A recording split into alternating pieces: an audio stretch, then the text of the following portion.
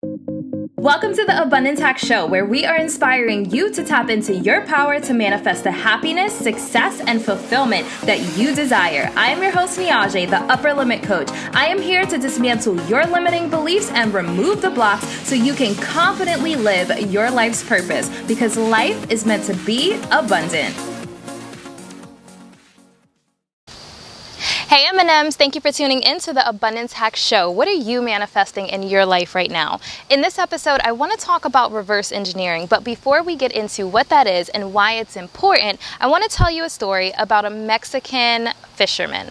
So I'm going to read you the actual story because I like to relay things verbatim. So bear with me as I read you the story. It's really quick, so don't worry. An American investment banker was at a pier of a small coastal Mexican village when a small boat with just one fisherman docked. Inside the small boat were several large yellowfish tuna. The American complimented the Mexican on the quality of his fish and asked how long it took to catch them. The Mexican replied, "Only a little while." The American then asked, "Why didn't you stay out longer and catch more fish?" The Mexican said he had enough to supply his family's immediate needs. The American then asked, "But what do you do with the rest of your time?" The Mexican fisher said, "I sleep late, fish a little, play with my children, take siestas with my wife Maria, stroll into the village each evening where I sip wine and play guitar with my amigos. I have a full and busy life." The American scoffed, "I am a Harvard MBA and I could help you. You should spend more time fishing and with the proceeds buy a bigger boat. With the proceeds from the bigger boat, you can buy several boats. Eventually, you will have a fleet of fishing boats. Instead of selling your catch to the middleman, you would sell directly to the processor,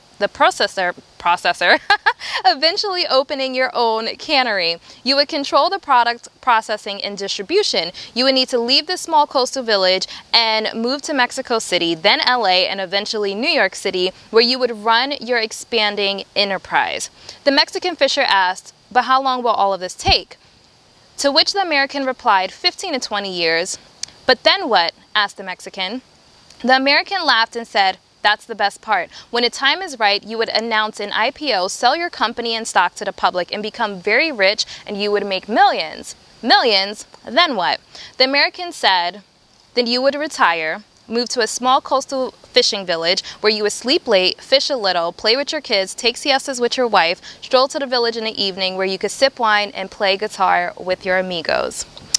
So this is a really powerful story. I don't know if you guys have heard it, but it is something that I really want you to let set in. So we get caught in this hamster wheel or the rat race of constantly searching for this life of fulfillment, and that looks different for everyone. But in this situation, he was being approached by someone who thought he should take this long road, 15, 20 years of selling a company and building it and distribution to just get to where he already is and where he already has fulfillment and enjoyment. And he didn't need to make millions when he can just do, I don't want to say the bare minimum because I don't necessarily believe in the bare minimum, but where he can do enough to where he is comfortable. So in this episode, I want to talk about reverse engineering. So reverse engineering is something that I actually do with my coaching clients.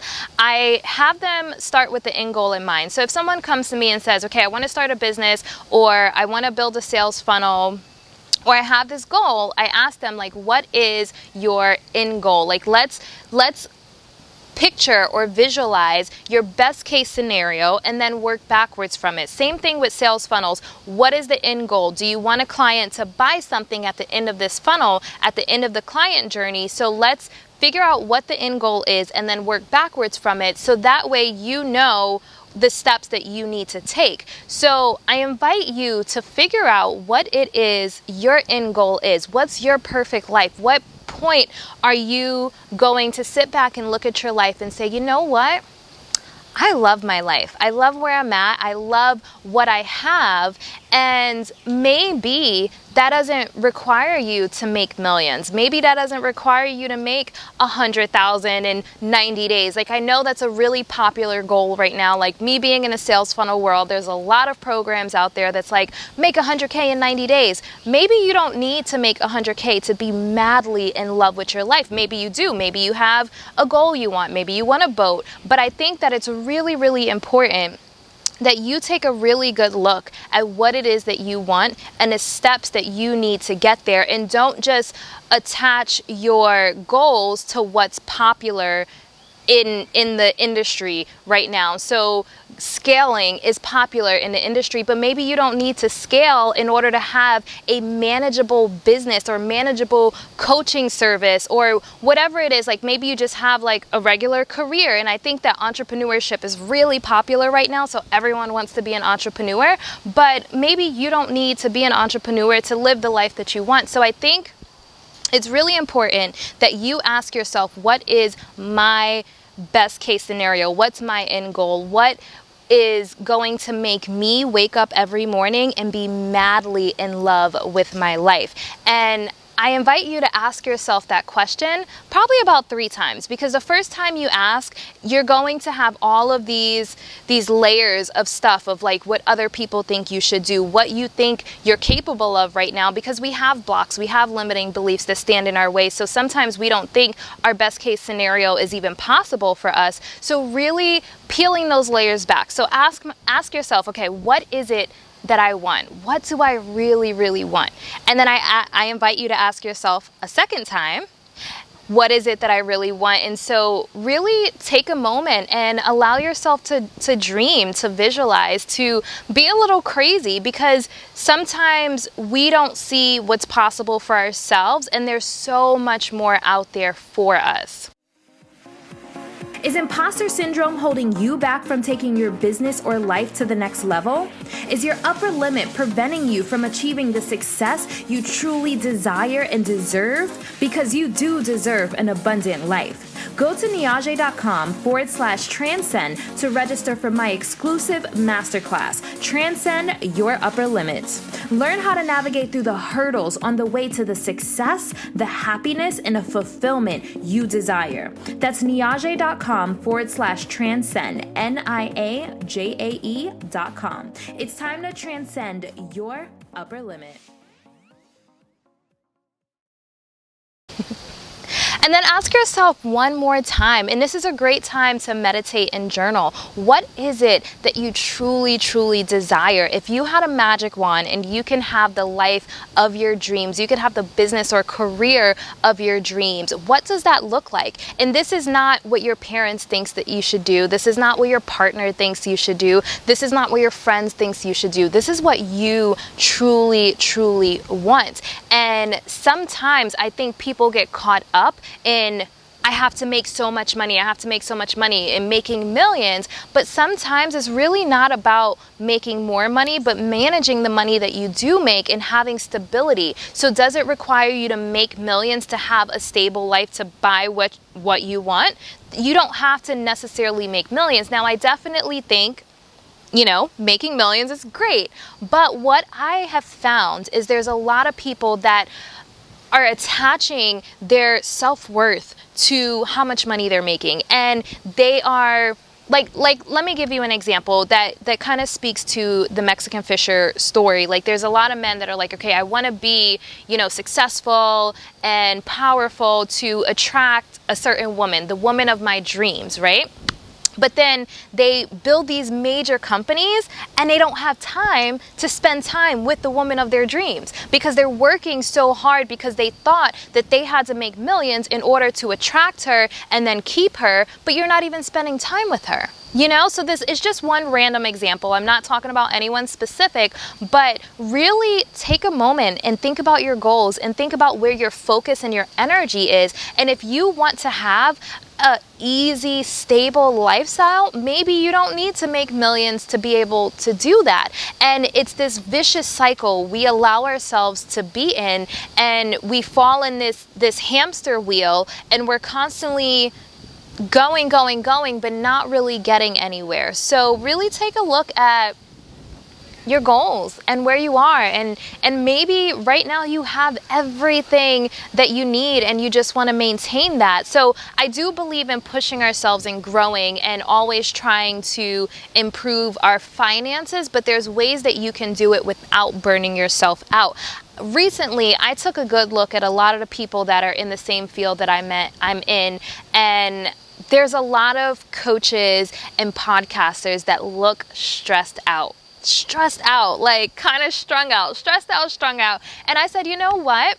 I don't want to be that way. One of the things when I sold my brick and mortar business, one of the things that I wanted to achieve was time freedom. And I wanted to be able to create my own schedule so I can focus more on self-care and self-love and doing things that I love to do and not working 7 days a week for a business that I loved my brick and mortar business, but I got burnt out. I worked way too much. I didn't have time to enjoy the fruits of my labor. And so when I sold that business and transition to coaching, the income that I was bringing in from coaching was less than what I was making having my brick and mortar business, but I was way happier because I had more time to focus on me, self-care, eating right, getting the proper amount of sleep, just hanging out at the beach. Like, that stuff I couldn't do when I had a brick and mortar business. So And there's nothing wrong with brick and mortar businesses, but really just structuring your time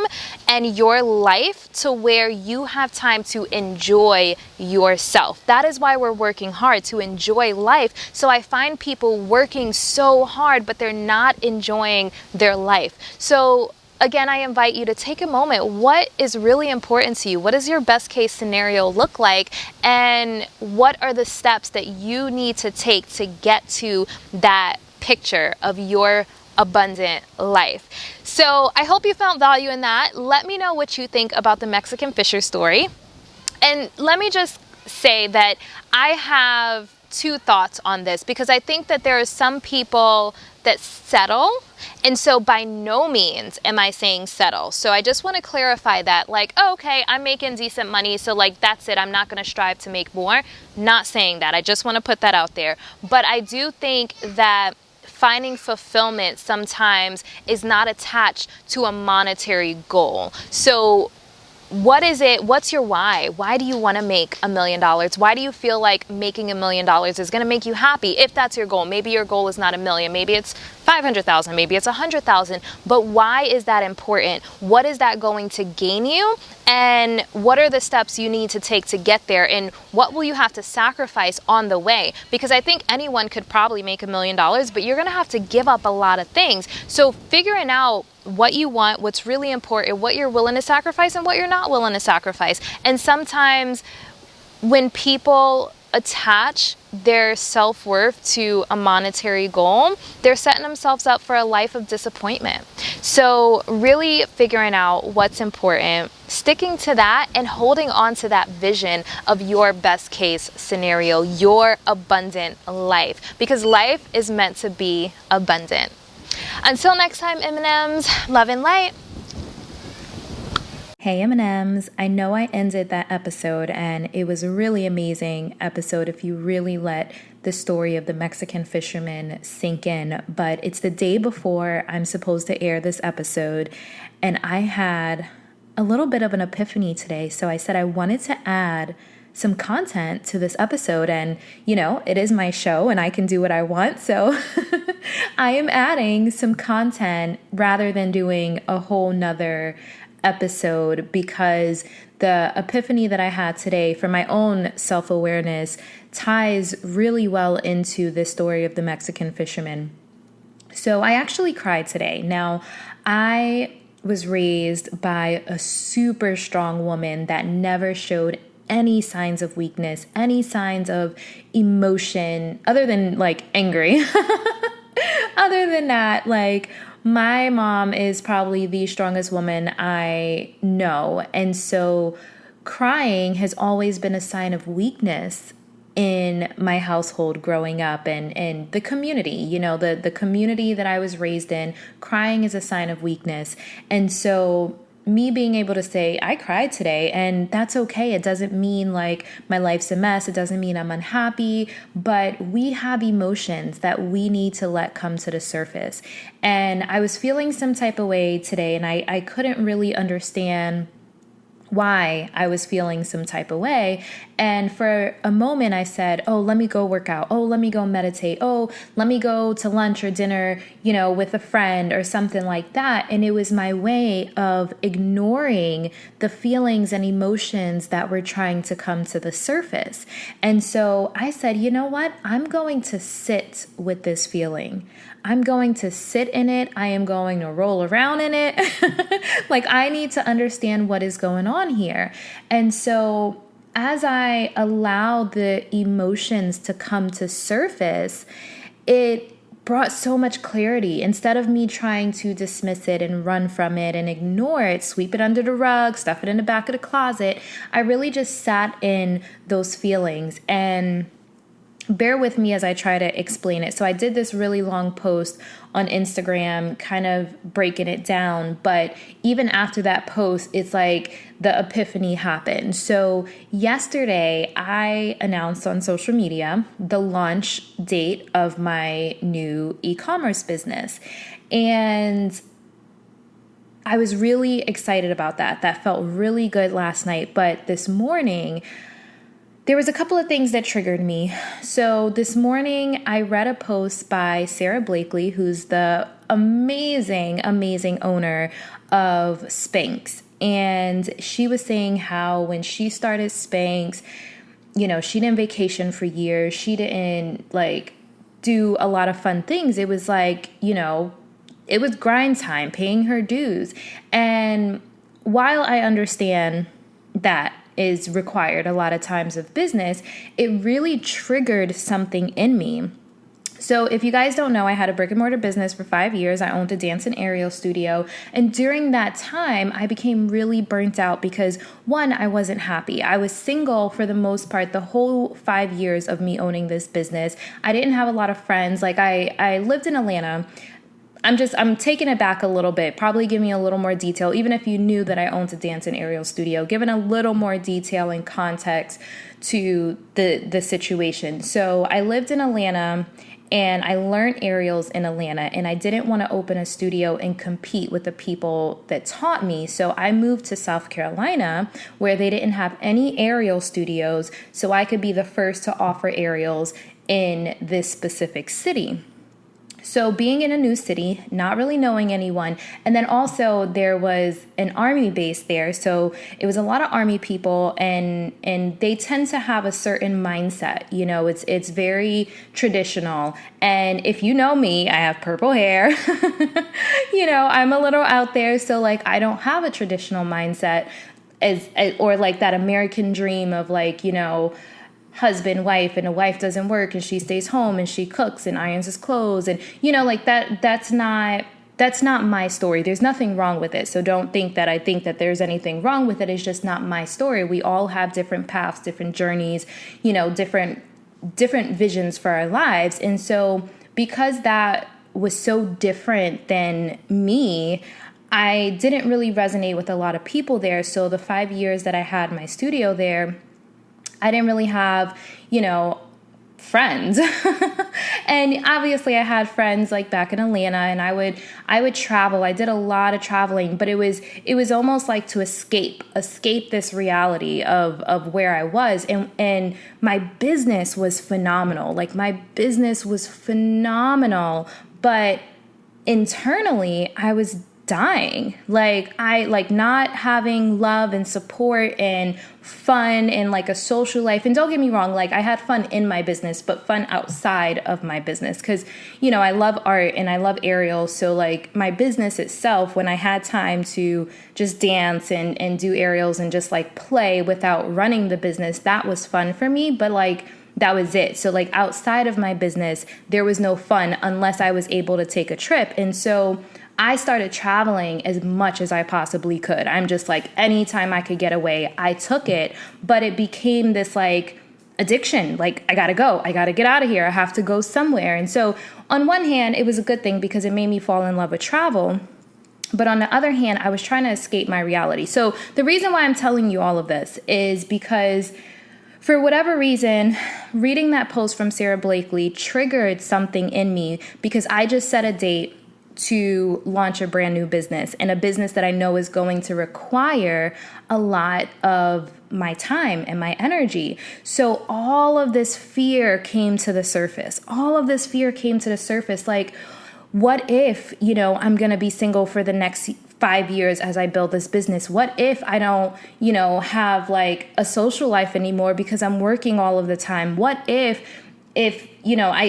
at my age, I can't risk being single another 5 years if I want kids? Like, what if I get burnt out? Like, all of these fear-based questions came to surface, and I just was like, holy crap.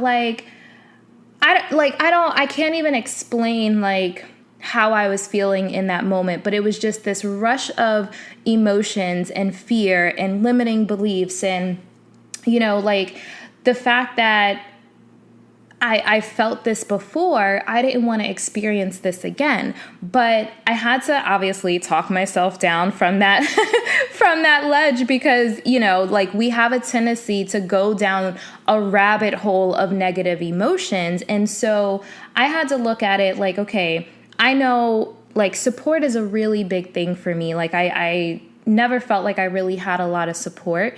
And so I was just like, in my feelings, like, I know I'm strong enough to do this. And even if it does turn out to be another 5 years of me not being in a relationship and really grinding and maybe not having like a super fabulous social life, like, I know I can handle it. But I had a stubborn moment of like, but I don't wanna, like, I don't wanna have to grind another 5 years because I've done so much grinding in my life, like, I'm ready to be the Mexican fisherman, just like chilling, you know what I mean? So I had that moment. And then I'm a person that, is pretty self-aware. So I'm journaling. I'm writing down everything that I'm feeling, because a lot of these fears were subconscious, like deeply rooted. I was listening to some binaural beats too. So if you haven't listened to binaural beats, I think that they're really powerful. It helps you expand your consciousness. So you're not just looking at like what's on the surface, but it really helps you tap into, those deeper layers of healing that I feel like we all need, because these were fears that I didn't even realize I had. These were fears that like were not on the surface. These were some subconscious fears that I realize now have been standing in my way of me really taking my business and life to the next level. So one of the things I had to do, as I'm talking myself off the ledge because I was like going down that rabbit hole. So I'm just like, when I started my brick and mortar business, that was almost 10 years ago. Almost 10 years ago. I am so much smarter and wiser and more self-aware than what I was before. I understand the importance of self-care. I understand the importance of self-love now. And when I say self-love, like, of course we all love ourselves, but like loving yourself enough to know when to say no, to know when to stop, to know when you're giving too much of yourself. Having that healthy boundary is part of self-love for me and part of self-care.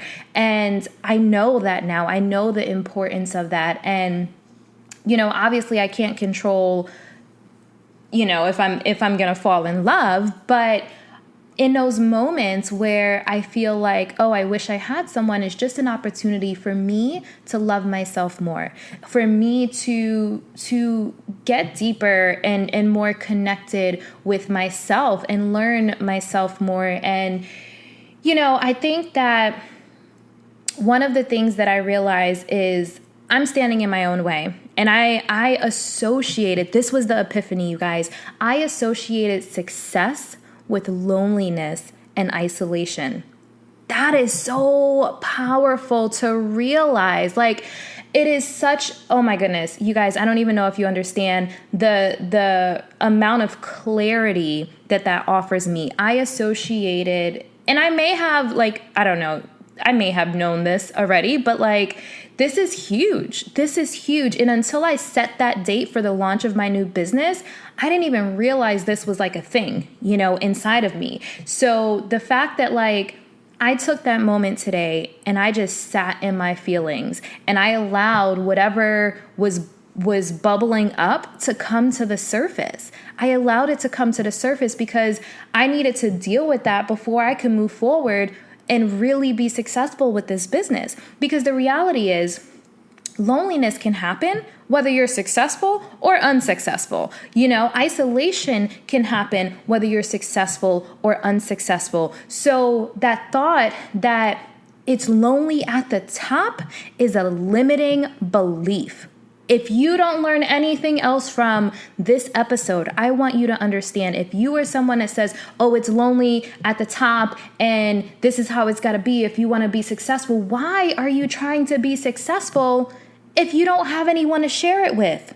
Oh my God, M&Ms, I just got chills. I don't know if this is resonating with you, but you have to let that belief go that it's lonely at the top. It is, I want to say, one of the most damaging, limiting beliefs is that it's lonely at the top. The reason why we want to be successful is to enjoy our lives, to enjoy and provide happiness and joy for the people that we love. And if we feel like it's lonely at the top, what is the purpose? If you are not able to take the fruits of your labor and enjoy your life with the people that you love, what is the purpose? Oh my goodness, you guys. I told you I had an epiphany today, so I hope that this touched someone. I know that this was a huge, huge thing for me to realize, and I think that we stand in our own way. We stand in our own way and we prevent, because there's people that, I love my friends and I love my family and I don't want to be lonely and I don't want to be at the top and have to leave them behind. So we prevent ourselves from being successful. We are standing in our own way. And then you have the people who are just like grinding, go, go, go, go, go. It's lonely at the top. So head down, no distractions. I was just talking to someone about this. Head down, no distractions. And then, we find a way to mask the pain that we experience from the isolation. And that looks like, smoking all the time, drinking all the time, video games all the time, like doing different things like gambling and, because at our core, we need love. We need support. We need connection to other human beings. We need that. And if you think that you don't, you are lying to yourself and you're masking the void with probably some type of substance, or some people have gambling issues, or some people mask it with sex, emotionless sex. Like you mask that void somehow, and we feel the pain, but we distract ourselves from the pain. And that's what I didn't allow myself to do today. I sat in it. And there's a really beautiful quote, and I won't read anything. I already read something in this episode already, so I won't read it. But it's a beautiful quote by Oriah, and she says, "Can you sit with your pain and mine and not run from it, hide from it," or something like that. Look it up. It's really, really beautiful. Oriah, and I think it's called, I don't know what it's called. I'll put it in the show notes. But she says, "Can you sit with your pain and mine?" And it's such a beautiful, beautiful piece that is really powerful, but it's a really great question. Can you sit with your pain and not run from it or hide from it? And then if you're in a friendship or a relationship, or you're really trying to hold space for someone in your life, can you sit with their pain and not try to run from it or hide from it? And really, in the post I said today, you really want to check on your strong friends, because there's a lot of people out there that feel like, I'm supposed to have it together. I'm supposed to be okay. So when you do have these vulnerable moments, you don't feel like you have anyone that you can reach out to. And, a lot of that is in my own head, because a lot of times when I am feeling bad, I feel pathetic. So I don't want to look pathetic to other people. But the reality is nobody has it all together. That is the reality. It's just some people handle life better than others, but no one has it all together. I mean, life kicks everyone's ass, but there's just some people that put up a better fight than others. But every now and then, you're going to get knocked down and you're going to consider staying down. But you have to find that inner strength to get up and go another round. Oh my goodness, you guys. So my episode next week is on inner strength, and I'm really, really, really looking forward to it. And I feel like this is the perfect segue to just like end it here. And make sure you're subscribed. We're on iTunes, Facebook, YouTube, all the platforms. Make sure you're subscribed so you don't miss next week's episode on inner strength. It's really, really important, especially today. I feel like so many people are numbing themselves by different substances, but it's really important that you allow whatever is bubbling to come to the surface. Whatever void you're feeling, your emotions and feelings are valid. So don't dismiss them. Don't ignore them. Don't distract yourself from them. It's important that you are able to sit with them and ask yourself, what does this mean? Because life will kick your ass. I know Gary Vee says a lot of times, like, you have to eat shit sometimes. It's not the most pleasant way to say it, but it's kind of true. Like, every now and then in life, like, you got to take a blow or two, but you have to have that inner strength to face it and keep going, because that is going to make you stronger. That is how you step into your power and live your purpose. And I've said this, living your purpose is not easy, and it's not meant to be easy, because it is meant for you to grow stronger, wiser, and more equipped to live the life that you truly, truly desire. So that is my message. I had to hop on and extend this episode, and I hope you found value in it. I really would love to hear your feedback on this, the Mexican fisherman story, and if you subscribe to the belief that it's lonely at the top.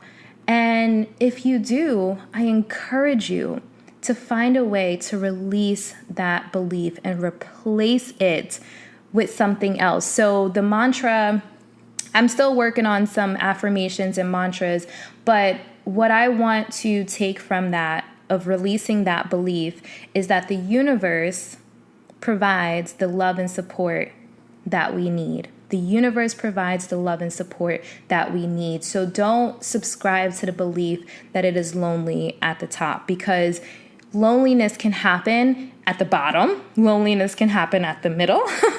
Loneliness can happen at the top. So it's not exclusive to successful people. You have to make the decision and put the effort into cultivating deeper connections, no matter what phase you're at in your life. No matter how successful you are, you have to make time and put forth energy into cultivating deeper connections. Your mind, body, and soul needs it. We are meant to love and be loved. Okay, guys, I know I said I was done like 3 times already, so I'm done for real this time. I hope you found value in this, and until next time, M&Ms. Love and light. Thank you for tuning in to the Abundance Hack Show. I would love to hear from you. Leave your comments and questions, and don't forget to subscribe so you don't miss any of our yummy episodes. Every time you leave a 5-star rating or review, I do my happy dance.